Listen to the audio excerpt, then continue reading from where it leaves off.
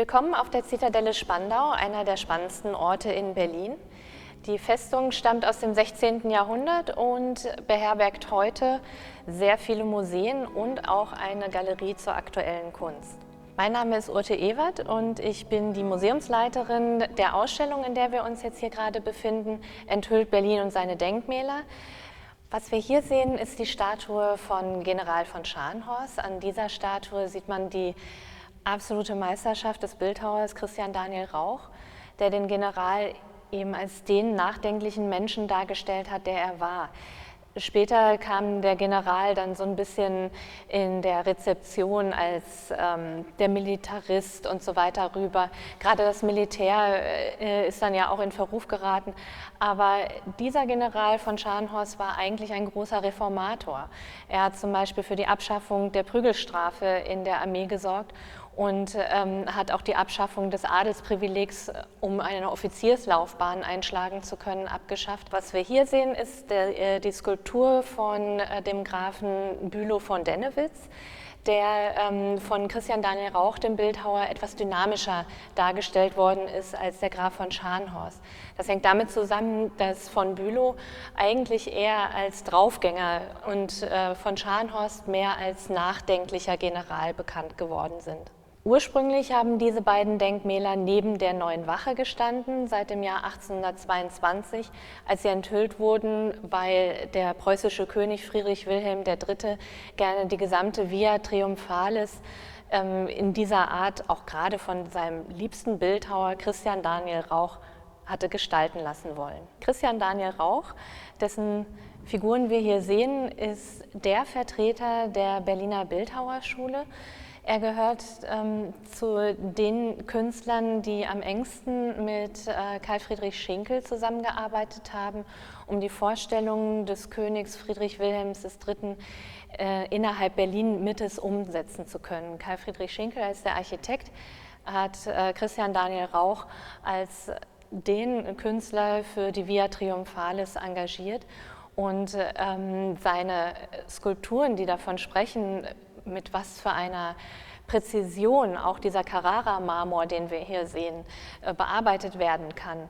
Das sieht man zum Beispiel auch an der Schriftrolle, die Scharnhorst in seiner Hand hält, oder an dem Schwert, was Bülow von Dennewitz in seiner Hand hält. Das sind alles Details, die tatsächlich nur ein wirklich präziser Künstler hat schaffen können. Und seine Schaffenskraft war dann auch schon zu seinen Lebzeiten legendär. Die Neue Wache, neben der die beiden Generäle gestanden haben, war eine Kaserne tatsächlich. Und zwar für das Wachbataillon des Königs und dann ab 1871 des Kaisers. Dort haben auch entsprechende Zeremonien immer wieder stattgefunden. Allein der Wachabwechsel war dann auch ein extrem beliebtes Fotomotiv. Vieles, was jetzt heute davon dann eben noch zu sehen ist, zum Beispiel auf Fotos oder Postkarten, sieht für uns so ein bisschen lustig aus. Also so pickelhaubenbesetzte Soldaten im Stechschritt, die da die Wache ablösen.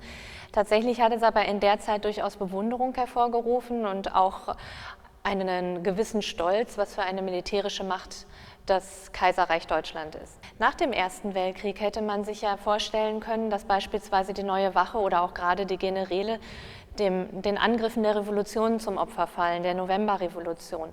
Das ist nicht passiert.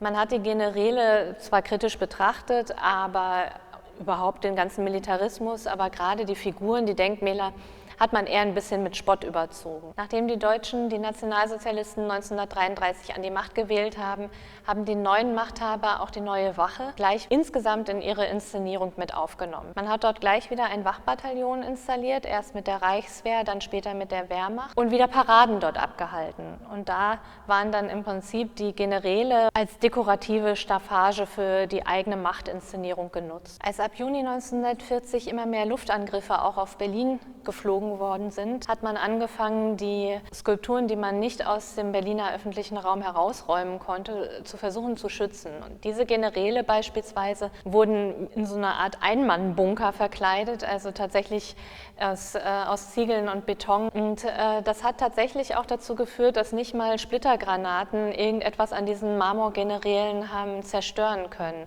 Einen Volltreffer hätten sie natürlich auch nicht überlebt, aber tatsächlich war es so, ab 1945, als man die Behausung wieder weggemacht hat und die gesamte Zerstörung drumherum gesehen hat, auch von der Neuen Wache, standen die Generäle ziemlich unwirklich und fast strahlend weiß mitten in dieser Zerstörung herum.